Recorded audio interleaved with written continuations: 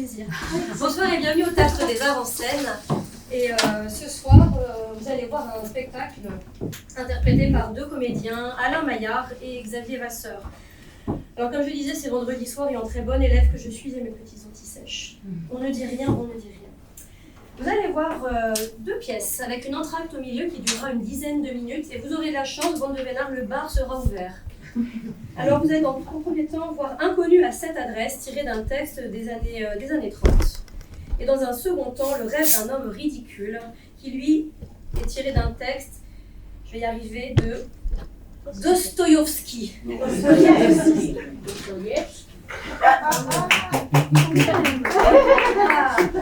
Alors, le théâtre est heureux de vous accueillir pour cette programmation et il ne faut pas oublier que le théâtre des arts en scène, c'est aussi d'abord un théâtre de cours avec de l'improvisation, des cours de théâtre classique pour les enfants, les adultes, les adolescents. Il y a également du clown, du théâtre entreprise, des anniversaires et aussi beaucoup de créativité avec les ateliers d'écriture et d'interprétation et des cercles de femmes. Voilà, ici on trouve tout ce qu'on a besoin pour s'exprimer, pour venir dire qui on est, comment on se sent. Et puis ce soir, je pense que vous allez avoir beaucoup de plaisir avec cette belle réalisation et je vais vous souhaiter une très très bonne représentation, messieurs, dames. Bonne soirée.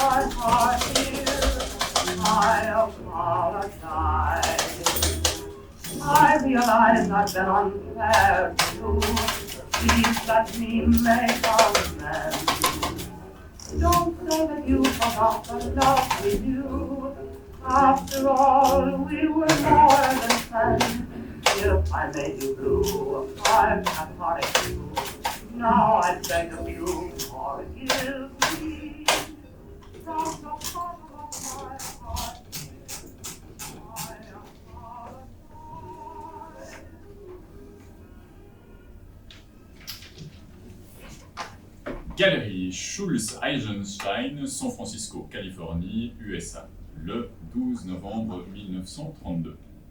Herrn Martin Schulze, Schloss Franzenburg, Munich, Allemagne. Mon cher Martin, te voilà de retour en Allemagne. Comme je t'envie. Je n'ai pas revu ce pays depuis mes années d'étudiant, mais le charme d'Unter den Linden agite encore sur moi. Tout comme la largeur de vue, la liberté intellectuelle, les discussions, la musique, la camaraderie enjouée que j'ai connue là-bas. Et voilà que maintenant, on en a même fini avec l'esprit obro, l'arrogance prussienne et le militarisme. C'est une Allemagne démocratique que tu retrouves, une terre de culture où une magnifique liberté politique est en train de s'instaurer. Il y fera bon vivre.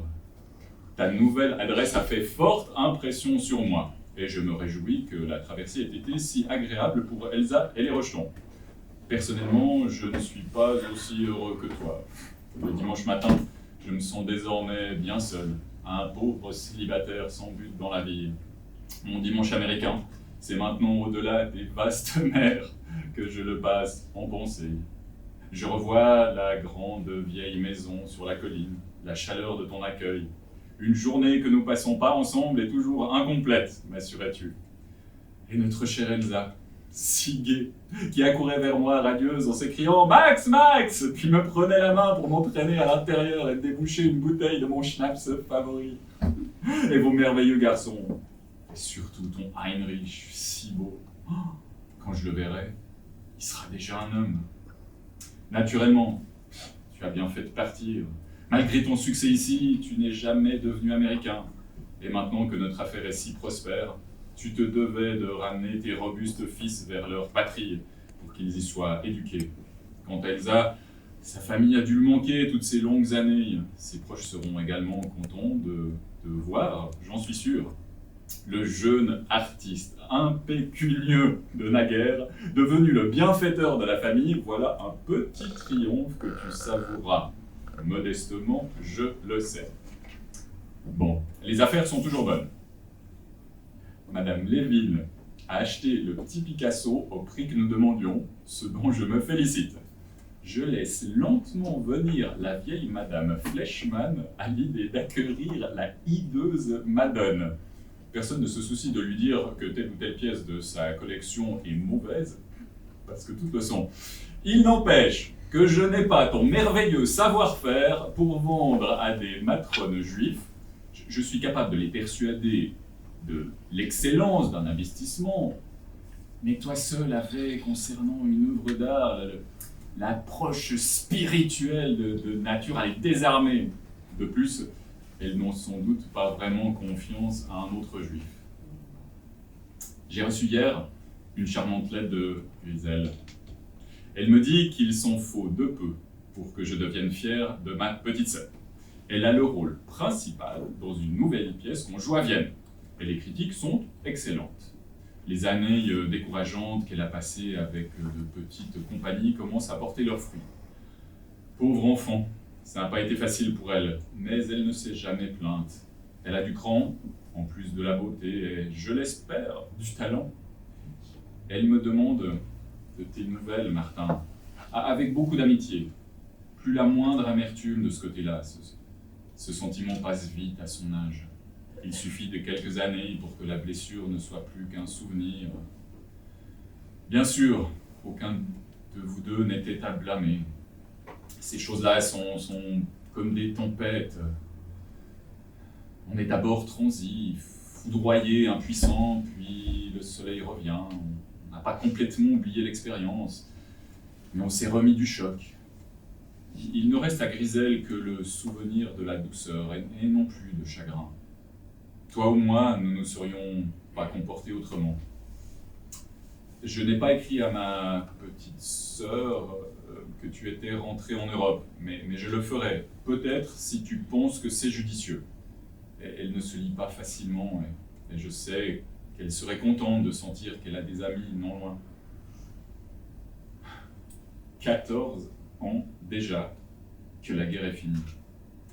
J'espère que tu as entouré la date en rouge sur le calendrier. C'est fou le chemin que nous avons parcouru en tant que peuple depuis le début de toute cette violence. Mon cher Martin, laisse-moi de nouveau t'étreindre par la pensée et transmets mes souvenirs les plus affectueux à Elsa et aux garçons. Ton fidèle Max.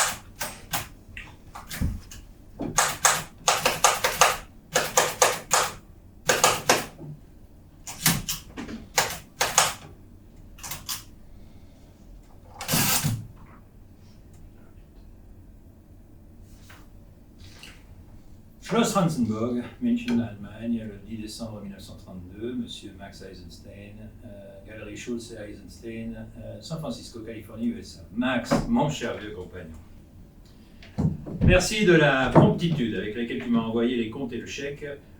Ne te crois pas obligé de me commenter nos affaires avec un tel luxe de détails, tu sais que je suis d'accord avec tes méthodes. D'autant qu'ici, à Munich, je suis débordé par mes nouvelles activités. Nous sommes installés, mais quelle agitation. Comme je te l'ai dit, il y avait longtemps que cette maison me trottait dans la tête. Je l'ai eue pour un prix dérisoire, 30 pièces, et un parc de près de 5 hectares et demi. Tu n'en croirais pas tes yeux. Mais il est vrai que tu ignores à quel niveau de misère est réduit mon pauvre pays. Les logements de service, les écuries et les communs sont très vastes, et crois-le ou non, pour les 10 domestiques que nous avons ici, nous avons le même prix, nous payons le même prix que pour les 2 seuls que nous avions à San Francisco. Aux tapisseries et autres pièces que nous avions expédiées par bateau s'ajoutent nombre de beaux meubles que j'ai pu me procurer sur place, le tout est d'un effet somptueux. Nous sommes donc très admirés, pour ne pas dire enviés, ou presque. J'ai acheté 4 services de table, de la porcelaine la plus fine, une profusion de verre en cristal et une argenterie devant laquelle Elsa est en extase. À propos d'Elsa, c'est trop drôle. Voici qui va sûrement t'amuser. Je lui ai offert un lit énorme, gigantesque, avec des montants de bois sculptés vertigineux. J'ai dû faire fabriquer sur mesure des draps du plus beau lin. Elle riait comme une gamine en le racontant à sa grand-mère, mais celle-ci a secoué la tête et a grommelé. « Nein, Martin, nein, vous avez fait ça, maintenant prenez garde, parce qu'elle va encore grossir pour remplir son lit. »« Ja, dit Elsa, encore 4 grossesses et je tiendrai tout juste dedans. » Tu sais quoi, Max? C'est vrai. Pour les enfants, il y a 3 poneys. Petit Karl et Wolfgang ne sont pas en âge de monter, et un précepteur. Leur allemand est exécrable, tristement matiné d'anglais. Les comestibles de qualité sont extrêmement chers et les troubles politiques sont fréquents, même maintenant sous la présidence de Hindenburg, un grand libéral que j'admire beaucoup. D'anciennes relations me pressent déjà de participer à la gestion municipale, j'y songe. Un statut officiel pourrait être tout à notre avantage localement.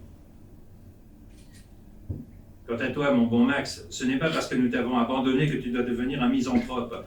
Trouve-toi immédiatement une gentille petite femme bien gironde qui sera aux petits soins pour toi et te nourrira comme un roi. Le tout dans la bonne humeur. Crois-moi, ma prescription est bonne, même si elle me fait sourire. Tu me parles de Griselle, cet amour de fille a bien gagné son succès. Je m'en réjouis avec toi, encore que même aujourd'hui, le fait qu'elle, une jeune fille seule, soit obligée de se battre pour réussir me révolte. N'importe quel homme peut comprendre qu'elle était faite pour le luxe et la dévotion, pour une vie facile et charmante où le bien-être épanouirait sa sensibilité.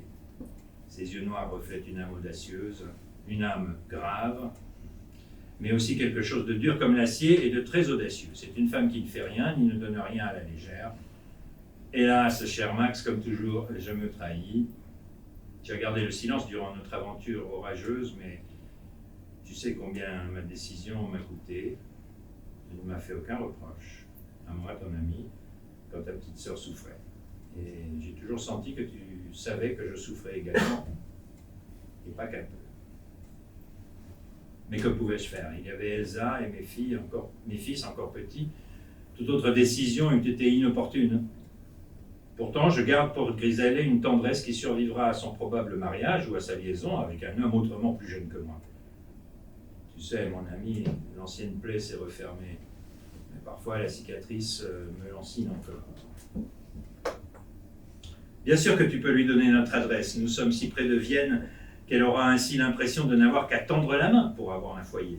Tu te doutes qu'Elsa, qui ignore les sentiments que Griselle et moi avons éprouvés l'un pour l'autre, recevrait ta sœur avec la même affection qu'elle t'a reçue. Oui, il faut que tu lui dises que nous sommes ici et que tu la pousses à prendre contact avec nous. Félicite-la chaleureusement de notre part pour son beau succès. Elsa me demande de te faire ses amitiés et Heinrich brûle de dire « Hello » à son oncle Max. Nous ne t'oublions pas, petit Max. De tout cœur à toi, Martin.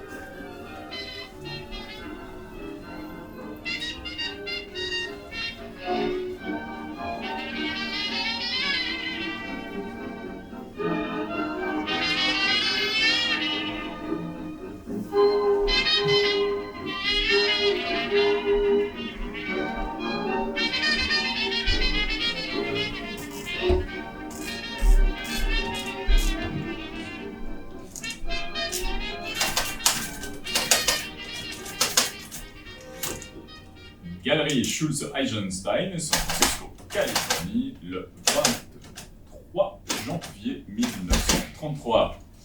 Mon cher Martin, j'étais heureux de pouvoir communiquer par écrit ton adresse à Grisel. Elle ne tardera pas à la recevoir, si ce n'est pas déjà fait. Que de réjouissances en perspective quand Grisel vous rendra visite. Je serai avec vous par la pensée, de tout cœur, comme si j'y étais en personne. Tu évoques la pauvreté qu'il y a là-bas. Ici, à cet égard, l'hiver est assez rude, mais naturellement, ce n'est rien comparé aux privations que tu as constatées en Allemagne. Toi et moi avons de la chance d'avoir une galerie dont la clientèle est si fidèle. Elle dépense certes moins qu'avant, mais même si nous vendons 2 fois moins, nous vivons encore bien. Les huiles que tu m'as envoyées sont de grande qualité. Elles vont partir tout de suite et nous allons faire un profit scandaleux. La vieille Madone est vendue! Eh oui, à la vieille Mrs. Fleischmann! J'hésitais à fixer un prix, mais elle m'a fait le coup de l'amateur éclairé. Alors, le souffle coupé de ma propre audace, j'ai lancé un chiffre astronomique. Me soupçonnant d'avoir un autre client, elle a pris la balle au bond et fait aussitôt son chèque avec un sourire rusé. Toi seul peux savoir à quel point j'exultais quand elle est partie avec cette horreur sous le bras. Hélas, Martin, j'ai souvent honte de moi-même pour le plaisir que je prends à ces petits triomphes futiles.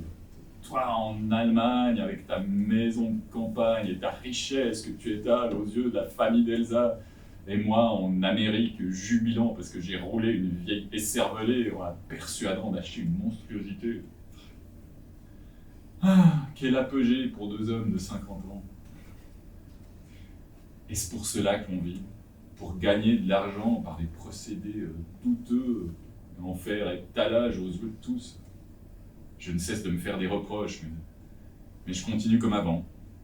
Si ce n'est pas moi qui vends notre horreur à Madame Fleischmann, c'est quelqu'un d'autre qui lui en revendra une pire. C'est une fatalité qu'il faut bien accepter.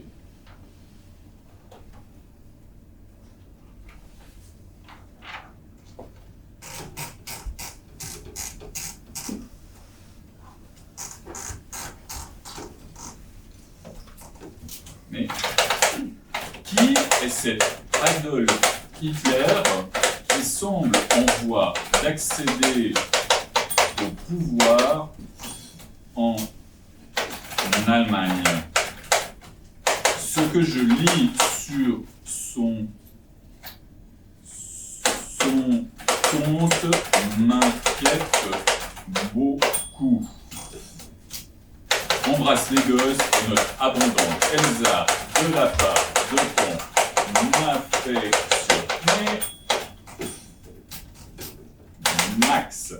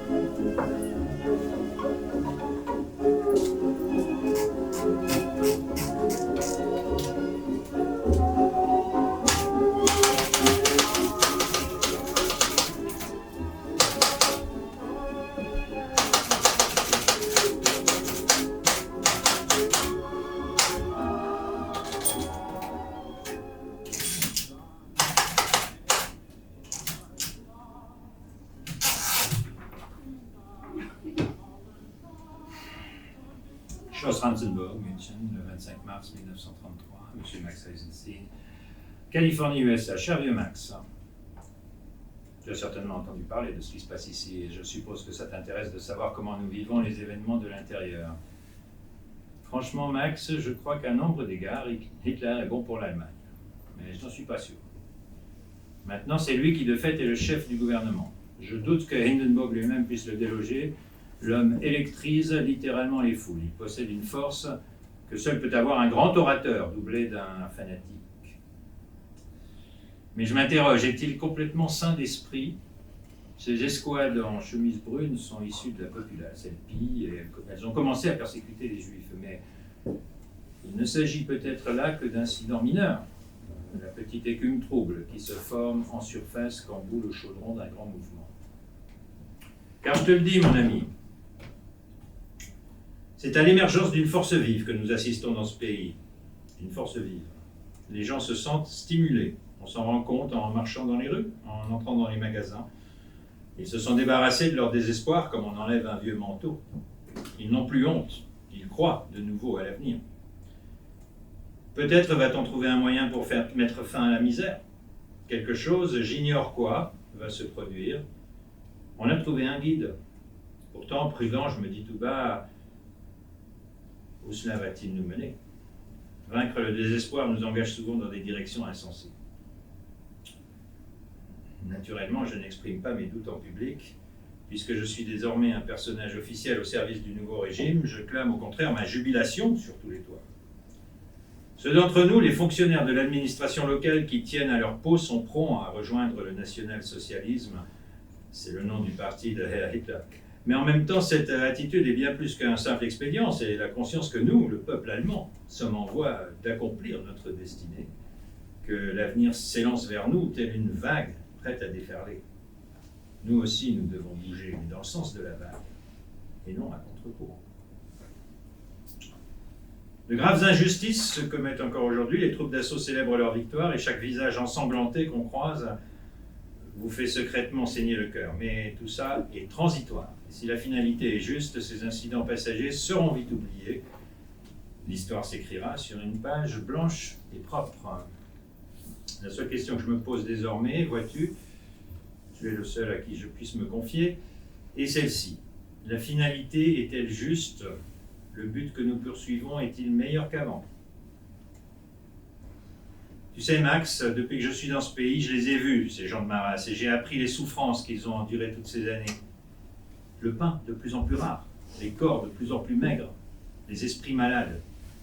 Ils étaient pris jusqu'au cou dans les sables mouvants du désespoir. Ils allaient mourir, mais un homme leur a tendu la main et les a sortis du trou. Tout ce qu'ils savent maintenant, c'est qu'ils survivront. Ils sont possédés par l'hystérie de la délivrance. Et cet homme, ils le vénèrent. Mais quel que fût le sauveur, ils auraient agi ainsi. Plaise à Dieu qu'il soit un chef digne de ce nom et non un ange de la mort. À toi seul, Max, je peux avouer que j'ignore qui il est vraiment. Oui, je l'ignore. Pourtant, je ne perds pas confiance. Mais, assez de politique. Notre nouvelle maison nous enchante et nous recevons beaucoup. Ce soir, c'est le maire que nous avons invité. Un dîner de 28 couverts. Tu vois, on étale un peu la marchandise, mais il faut nous le pardonner. Elsa a une nouvelle robe en velours bleu. Elle est terrifiée à l'idée de ne pouvoir entrer dedans. Elle est de nouveau enceinte. Rien de tel pour satisfaire durablement sa femme, Max. Faire en sorte qu'elle soit tellement occupée avec les bébés qu'elle n'ait pas le temps de geindre. Notre Heinrich a fait une conquête mondaine. Il montait son poney quand il s'est fait désarçonner. Et qui l'a ramassé? Le baron von Freische en personne. Ils ont eu une longue conversation sur l'Amérique, et puis un jour, le baron est passé chez nous et nous lui avons offert le café. Il a invité Heinrich à déjeuner chez lui la semaine prochaine. Quel garçon! Il fait la joie de tout le monde. Dommage que son allemand ne soit pas meilleur. Ainsi, mon cher ami, allons-nous peut-être participer activement à de grands événements. Ou peut-être allons-nous nous contenter de poursuivre notre petit train-train familial. Mais nous ne renoncerons jamais à l'authenticité de cette amitié dont tu parlais de façon si touchante. Notre cœur va vers toi, au-delà des vastes mers, et quand nous remplissons nos verres, nous ne manquons jamais de boire à la santé de l'oncle Max. Souvenirs affectueux. Marc.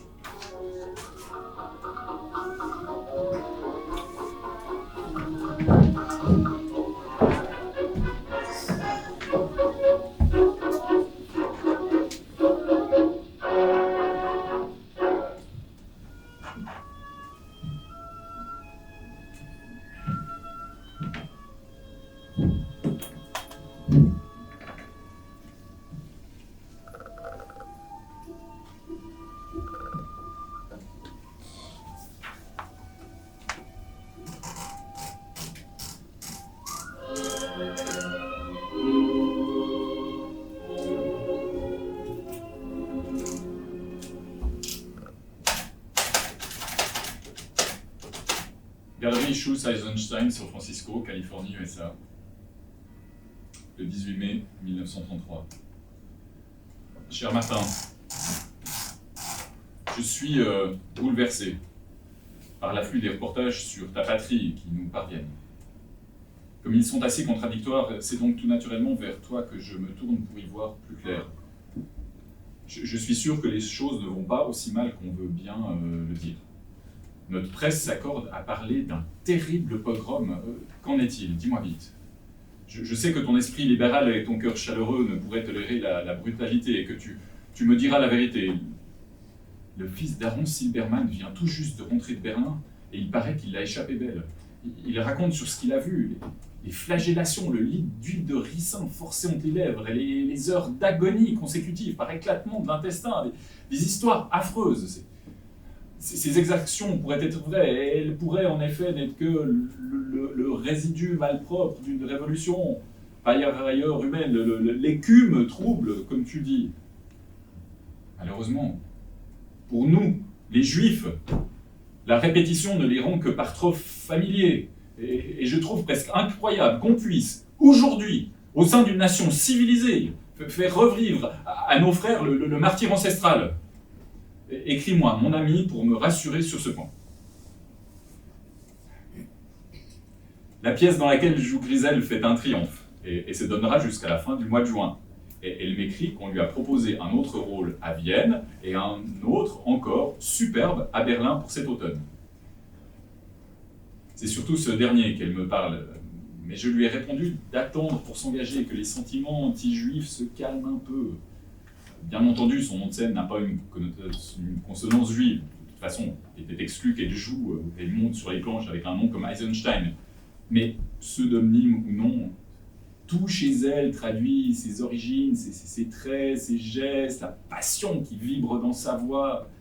Si les sentiments antisémites évoqués plus haut sont une réalité, elle ne doit à aucun prix s'aventurer en Allemagne en ce moment.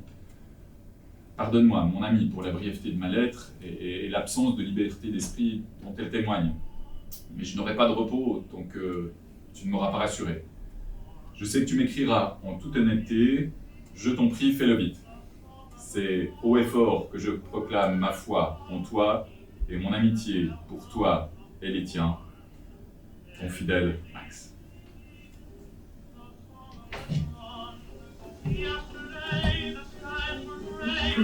This morning they're blue. The smiling sun tells everyone, come and try my new. Sing hallelujah, for the dark night is gone. The world is singing the song of the dawn.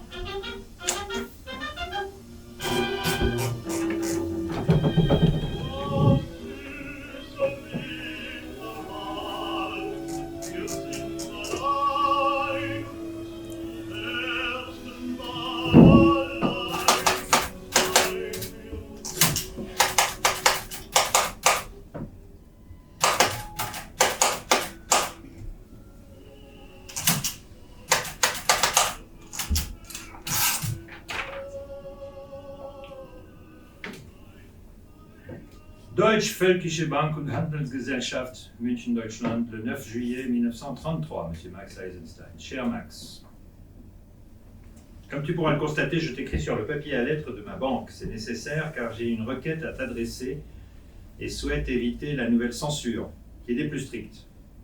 Nous devons présentement cesser de nous écrire. Il devient impossible pour moi de correspondre avec un juif. Et ce le serait même si je n'avais pas une position officielle à défendre. Si tu as quelque chose d'essentiel à me dire, tu dois le faire par le biais de la banque, au dos de la traite que tu m'envoies, et ne plus jamais m'écrire chez moi.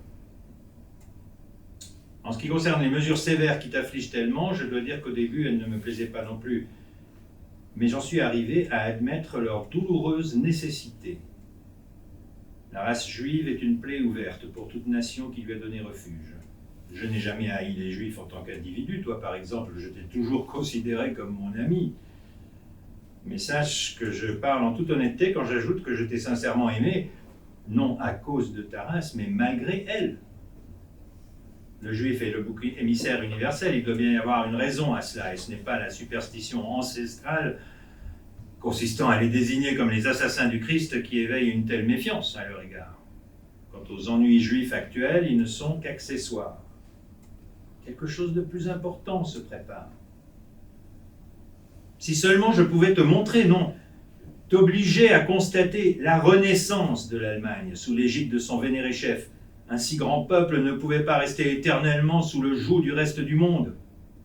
Après la défaite, nous avons plié les Chines pendant 14 ans. Pendant 14 ans, nous avons mangé le pain amer de la honte et bu le brouet clair de la pauvreté.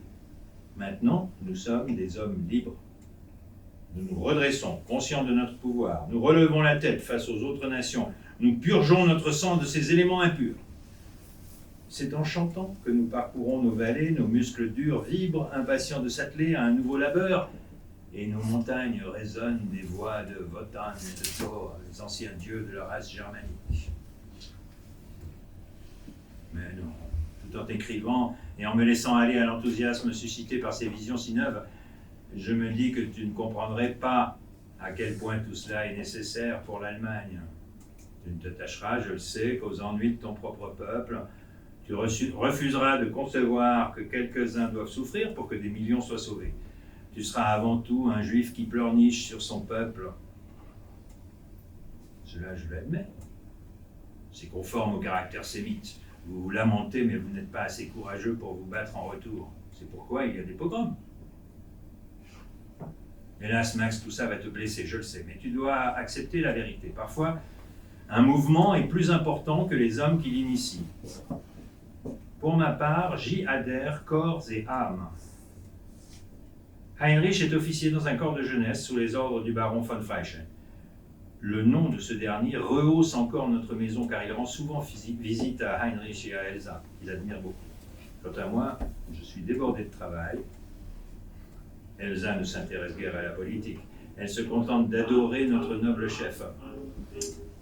Elle se fatigue vite ce dernier mois. Cela peut signifier que le bébé arrivera plus tôt que prévu. Ce sera mieux pour elle, quand le dernier de nos enfants sera né.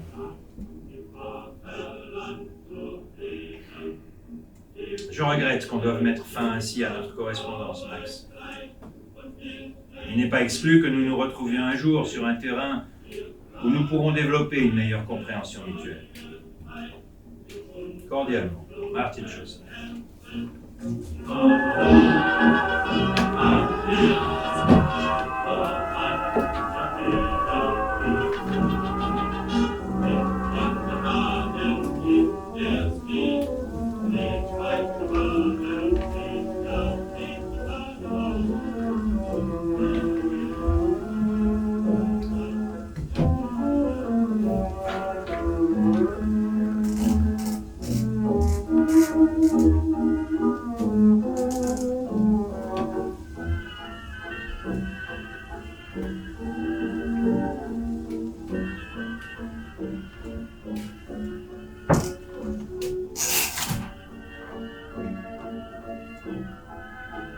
San Francisco, Californie, USA, le 1er août 1933. Martin Schulze, au bon soin de Jay Lederer. Schloss Ratzenburg, Munich, Allemagne.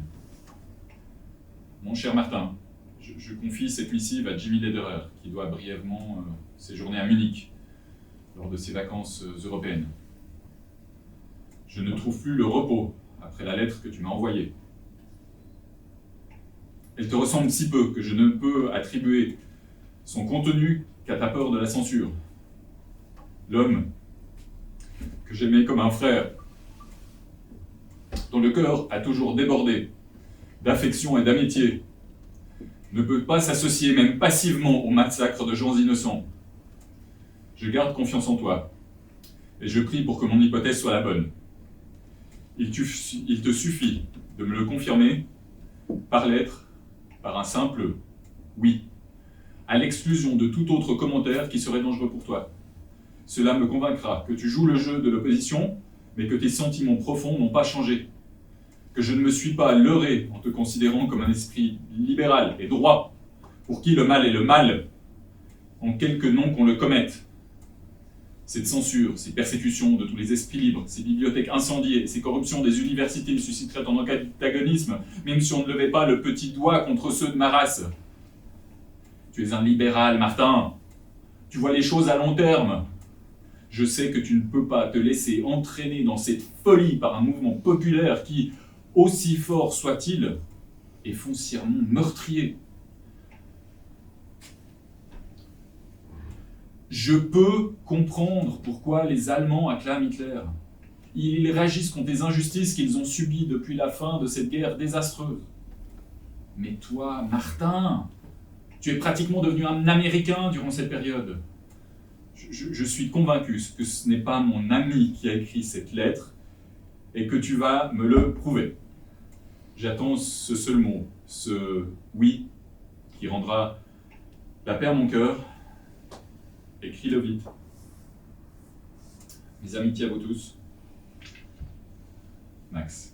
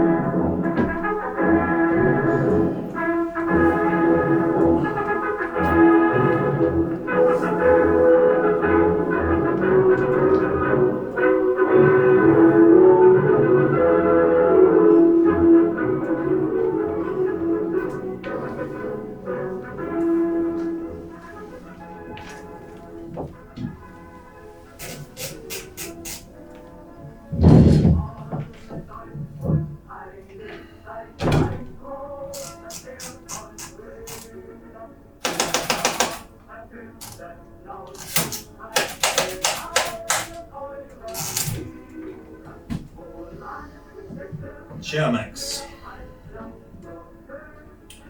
on m'a remis ta lettre.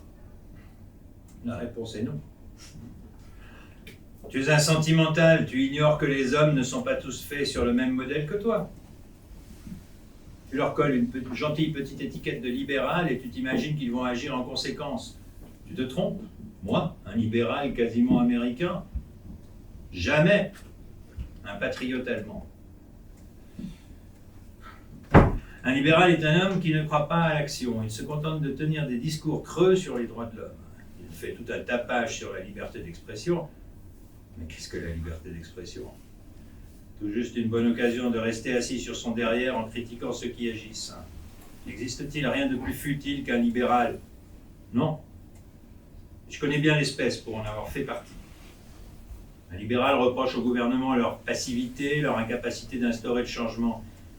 Mais qu'un vrai chef émerge, un homme actif qui lui se met à la tâche, et quelle sera alors la position du libéral? Il est con. Pour le libéral, tout changement est mauvais.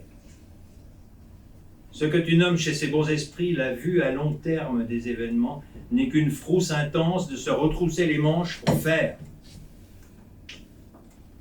Ils adorent les mots et les nobles préceptes, mais ils sont parfaitement inutiles à ceux qui font le monde tel qu'il est.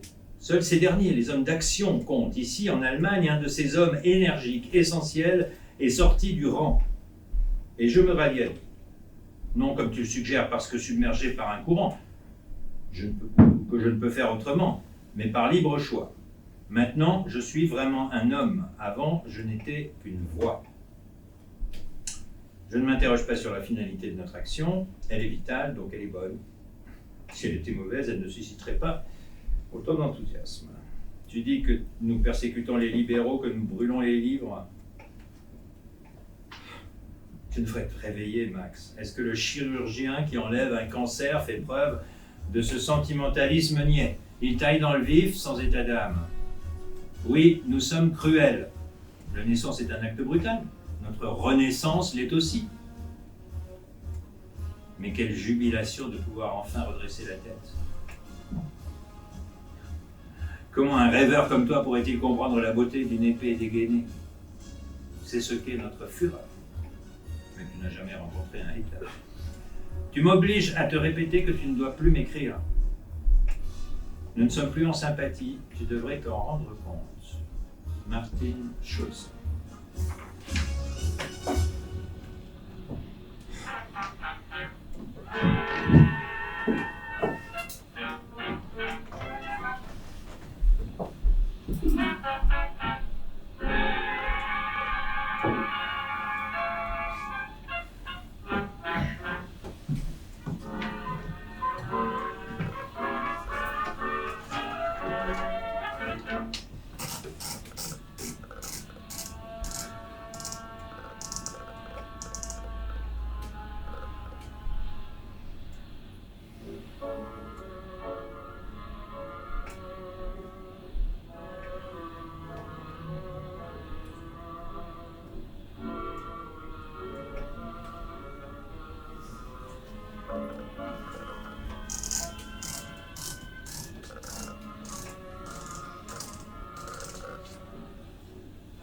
Galerie Eisenstein.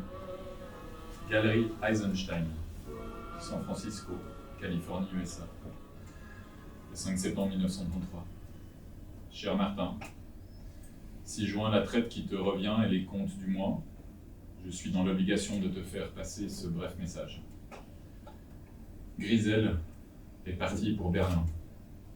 Elle est trop audacieuse, mais elle a si longtemps attendu son succès qu'elle n'est pas prête à y renoncer. Elle rit de mes craintes. Elle joue au théâtre Koenig. Tu es un fonctionnaire du régime. Je te conjure donc, au nom de notre vieille amitié, de la protéger. Va à Berlin si tu le peux, et vois si elle n'est pas en danger. Tu seras chagriné de constater que j'ai été obligé de supprimer ton nom de la raison sociale de notre affaire. Tu sais qui sont nos principaux clients. Ils n'achèteront plus rien dans une maison qui porte un nom allemand. Je ne peux pas discuter de ton changement d'attitude, mais tu dois me comprendre. Je ne m'attendais pas à te voir prendre les armes pour mon peuple, parce qu'il est mon peuple, mais simplement parce que tu étais un homme épris de justice. Je te confie mon imprudente Griselle. Cet enfant ne se rend pas compte du risque qu'elle prend.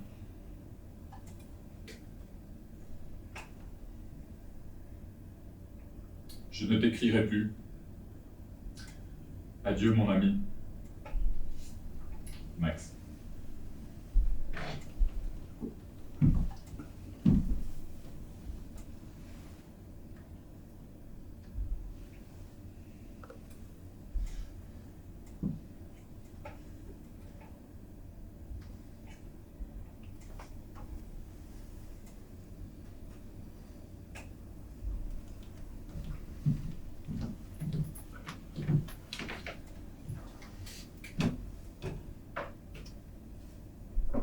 Galerie Eisenstein, 5 novembre 1933, Martine.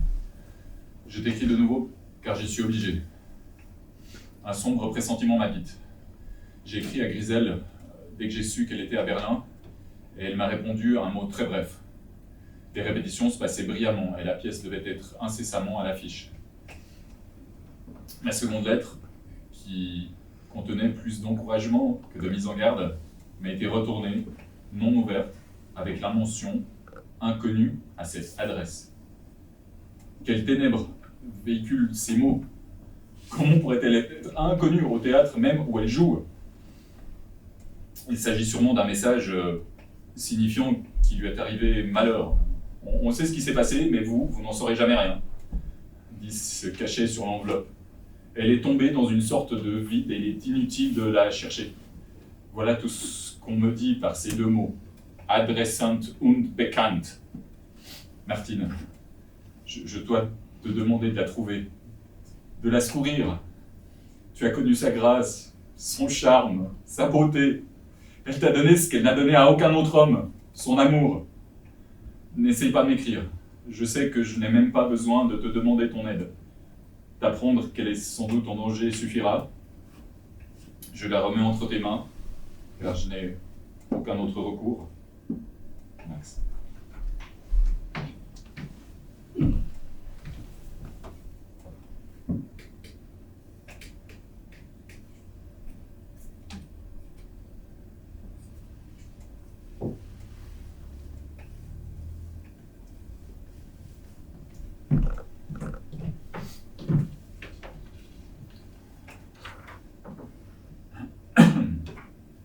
« 23 novembre 1933. Martin. C'est par désespoir que je me tourne vers toi. Je ne pouvais pas laisser passer un mois de plus. C'est donc en avance que je te donne quelques précisions relatives à tes placements. Tu pourras vouloir vérifier certaines modifications, ce qui me permet de joindre à ce relevé bancaire un appel au désespoir. Il concerne Griselle. Depuis 2 mois, je n'ai plus aucune nouvelle d'elle. Mais des rumeurs en provenance d'Allemagne commencent à circuler.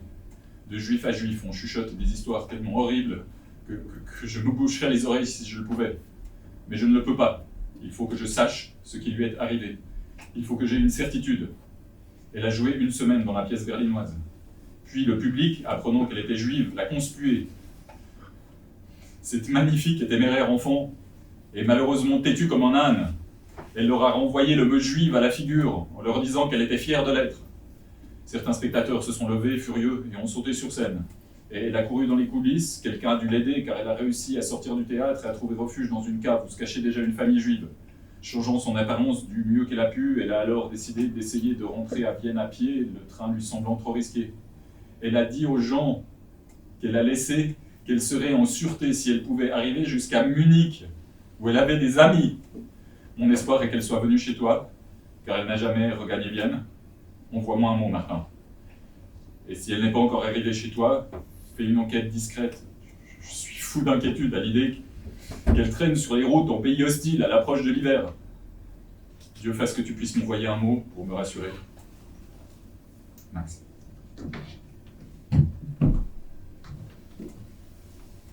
Solange es in Deutschland ein politisches Leben gibt, ist nur nie aus allen Berufen und allen Ständen eine solche Bewegung aus nichts geschaffen worden.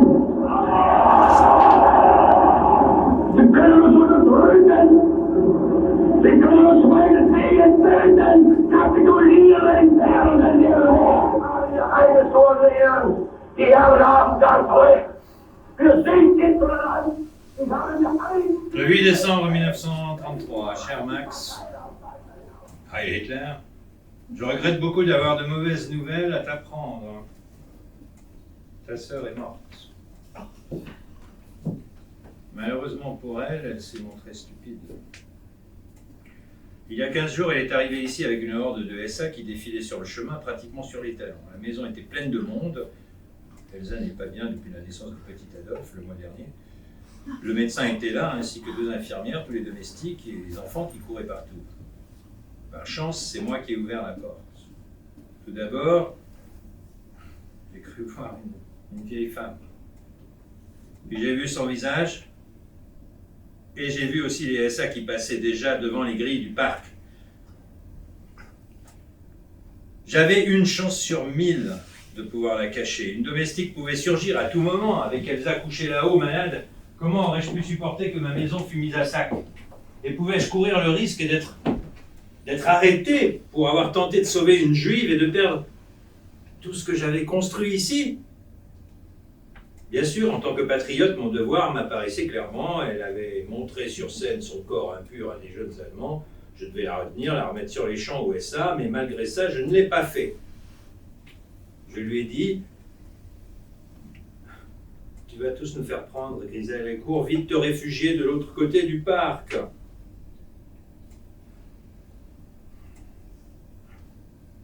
Elle m'a regardé dans les yeux, elle a souri, elle m'a dit, la dernière chose que je souhaite, Martin, c'est te nuire. Et elle a pris sa décision. Elle a toujours été une fille courageuse. Elle devait être épuisée car elle n'a pas couru assez vite et les SA l'ont repérée. Je suis rentré, impuissant. Quelques minutes plus tard, ses cris s'étaient tus.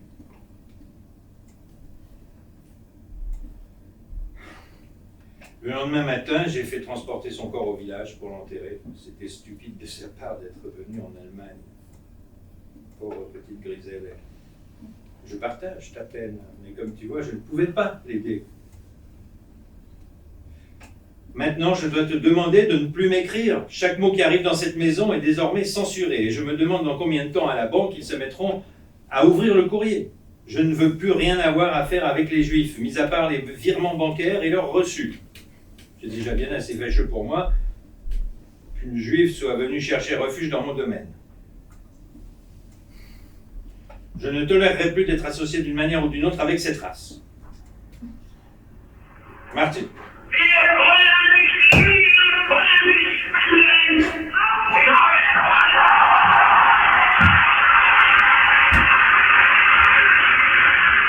habe jetzt alles abgelehnt, jemals dieses Volk hinzutreten und ihre Versprechungen zu geben. Die nun selbst allein liegt die Zukunft des deutschen Volkes. Denn wir können dieses deutsche Volk Ein Vorführung für eigene Arbeit, für eigene Zeit, eigene Geschlossenheit, eigenen Kraft, eigene Tageligkeit. Wahnsinnige Spielgeber Vorstein, genau wie hält ein auf, sonst man die bestimmt erleben soll, fest klappen muss.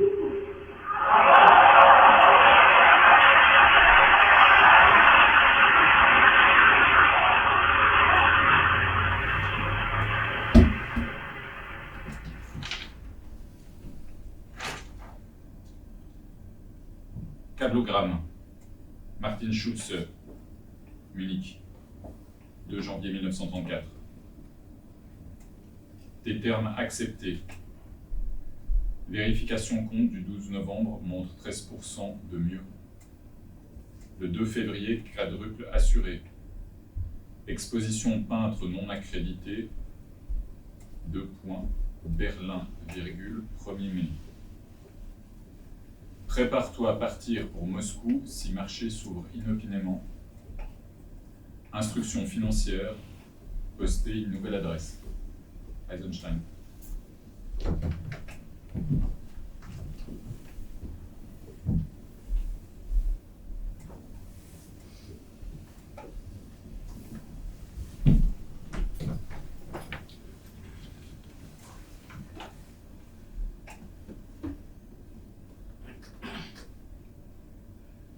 Galerie Eisenstein, San Francisco, Californie, USA, le 3 janvier 1934. Très cher Martin, n'oublie pas l'anniversaire de grand-maman. Elle aura 64 ans le 8. Des bienfaiteurs américains vont fournir 1000 brosses destinées à votre Ligue des jeunes peintres allemands. Mandelberg s'est joint à eux qui soutiennent la Ligue. Il faut que tu envoies 11 reproductions de Picasso, de 20 par 90, aux diverses succursales de notre galerie. Le 25 janvier, pas plus tôt, à dominante rouge et bleue, nous pouvons te verser $8000 pour cette transaction. Commence le nouveau livre de compte 2. Nos prières t'accompagnent, cher frère. Eisenstein.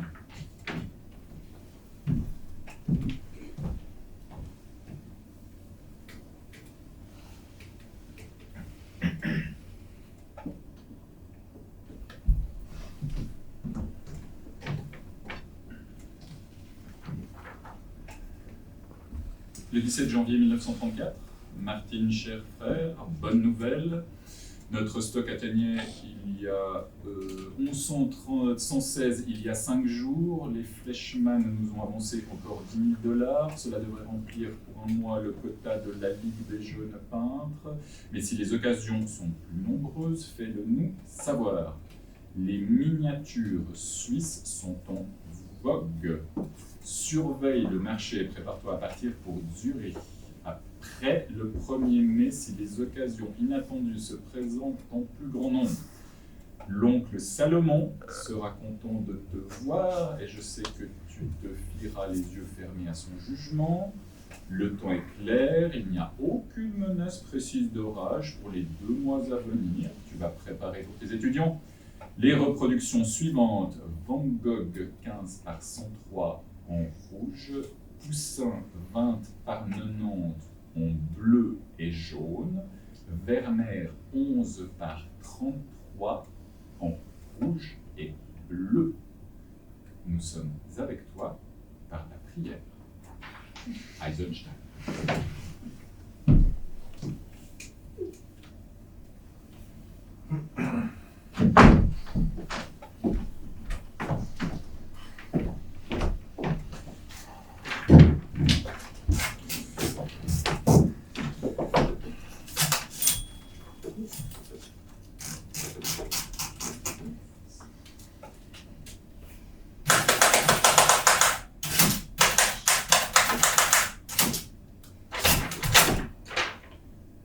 Max, mon vieil ami. Mon Dieu, Max, sais-tu ce que tu es en train de faire? Je vais devoir essayer de faire sortir clandestinement cette lettre en la confiant à un Américain que j'ai rencontré ici. Tu ne peux imaginer mon désespoir. Ce télégramme fou, ces lettres que tu m'as envoyées. Rien de tout ça ne m'est parvenu directement. On m'a convoqué, ils me les ont montrés, ils m'ont sommé de m'expliquer. Ils exigent que je leur donne le code. Quel code?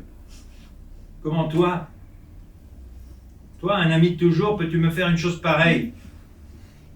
Te rends-tu compte que tu es en train de me détruire?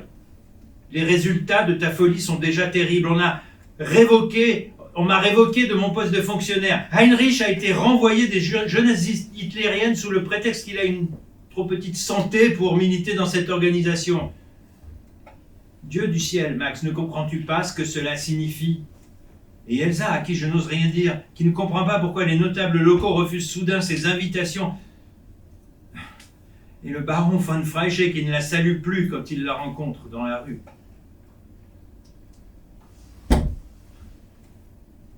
Oui, bien sûr, je sais pourquoi tu as fait ça, mais ne vois-tu pas que je ne pouvais pas intervenir? J'ai même pas osé tenter d'intervenir. Je t'adjure maintenant du fond de l'âme d'arrêter, non pour moi, mais pour Elsa, pour les garçons.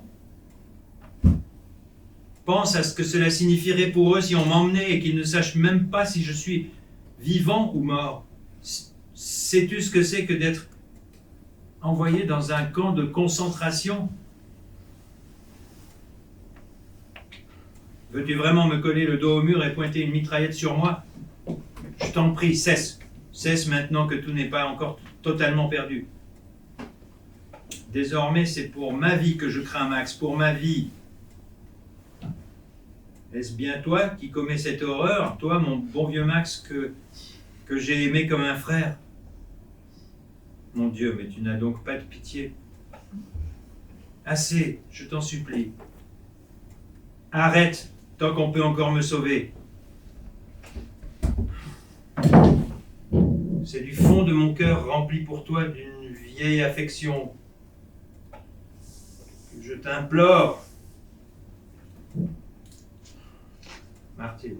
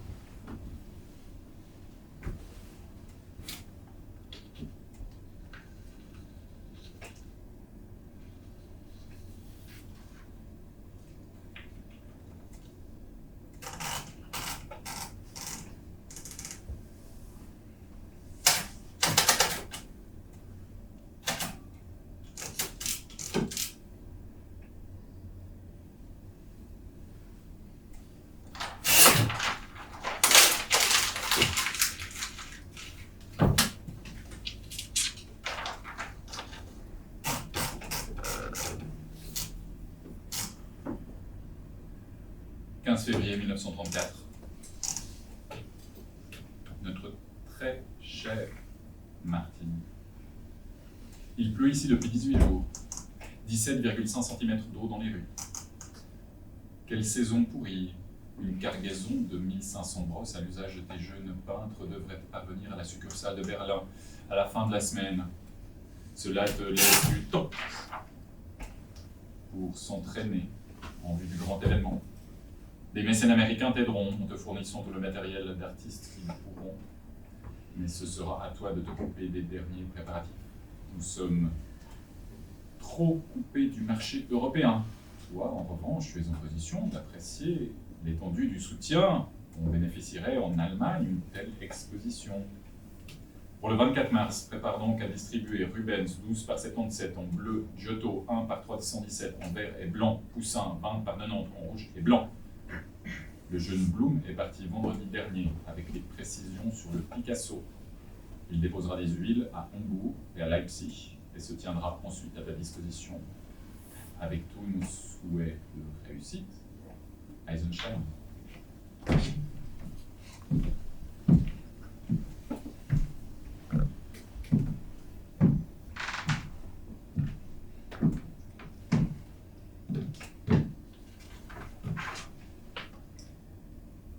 Mars 1934, Martine, notre frère, Le cousin Julius vient d'avoir 2 garçons de 4,5 kilos. Toute la famille se réjouit. Nous considérons le succès de ta prochaine exposition d'artistes comme assuré. La dernière cargaison de toile a été retardée en raison de certains problèmes concernant les communications internationales, mais elle parviendra en temps voulu à tes associés berlinois. Tu peux considérer que la reproduction de la collection est achevée. Ton meilleur soutien devrait provenir des enthousiastes de Picasso, mais ne néglige aucune piste. Nous laissons les plans finaux à ta discrétion, mais fais en sorte d'avancer la date de l'exposition pour qu'elle soit un vrai succès. Que le Dieu de Moïse soit à ta droite. Eisenstein.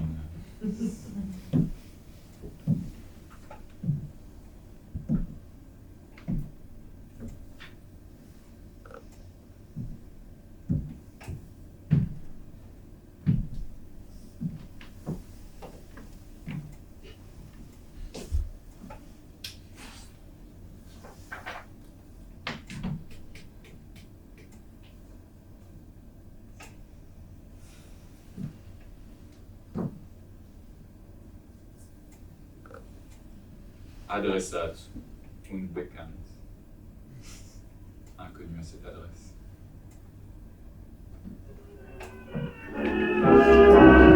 If I told a lie, if I made you cry, when I said goodbye, I'm sorry. From the bottom of my heart, dear, I apologize. If I caused you pain, I know I'm to blame. Must have been insane, believe me. From the bottom of my heart.